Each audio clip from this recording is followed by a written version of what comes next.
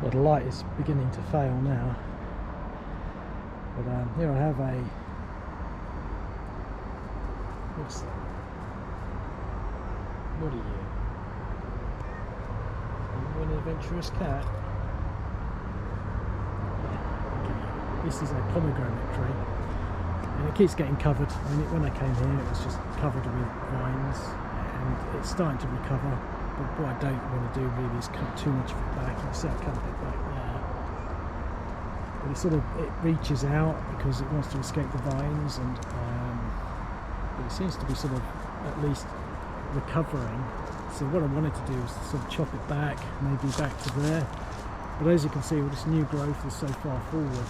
But what I'll probably do is sort of give it some time, and when I can see something like this, and I can maybe chop this back to here.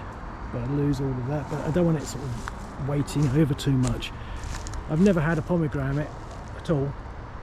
I put all this old bark down here to sort of at least try and stop some of these vines. They just come out and I go away. You know, it's like they're waiting for me. What's this? It's just a vine of some sort. Just look at that, it's alive. It's attached there. So we've got this vine. Look at that.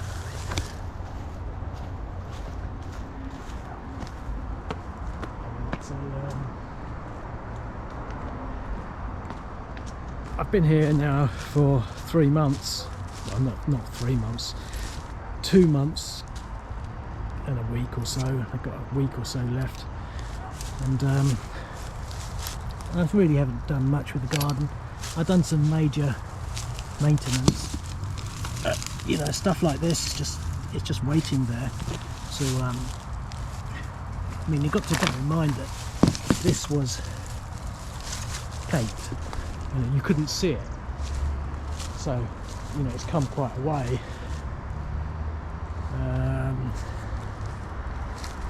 But I've done a video on the pomegranate already. I'm trying to sort of figure things out that I haven't done.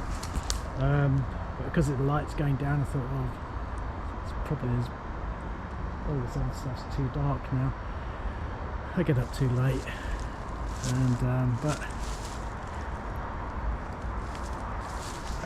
I do like it. It's a bit of a disappointment because it doesn't sort of hold its own ground. You know, it sort of gets covered in this stuff, and it wants to sort of spread out. And as you can see, it's growing absolutely loads of forks, and I don't really know what to do with it. I'm tempted to just cut it all back down to sort of this level, just cut it all back, and to see whether it just, you know, flourishes and dynamically grows. But I'm afraid that if I do that, it will just die, because what will happen is that it will have a small amount of surface area and it'll all get covered in weeds, and the shock of having all this stuff cut back might be too much. So the thing to do would be maybe to come back, and I don't know when I'm coming back now. I'm not here for much longer, sadly enough. It always pains me to leave, but you know, I might come back, say September, October, and that's a bit late then really.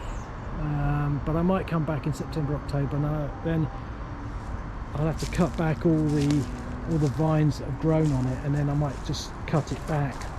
Really, I need to be here all the time. You know, I could come back in June for a month, and then October for a month, but that's an extra flight. And I'm always conjuring up how I can maximise my time out here, because I can only be out here for 4 months in a year and 3 months at a time. And sort of orientate that around the garden and its seasons. But there you go. I mean, that's the pomegranate. I've not seen one single pomegranate. Grow a pomegranate. Why aren't you growing pomegranates? You know, I want to eat one. I'm not sure really how tall they should grow. This might be, I mean, it's been in there for about 10 years, so that might be about as tall as it gets.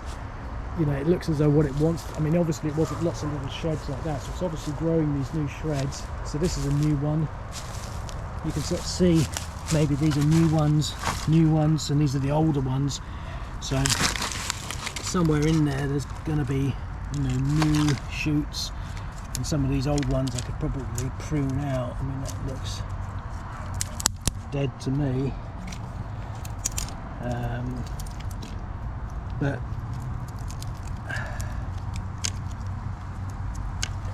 that's the pomegranate. I mean, as you'll see from my YouTube channel, I don't do enough videos. But you know, I'm gonna try and do more. Okay, that's that.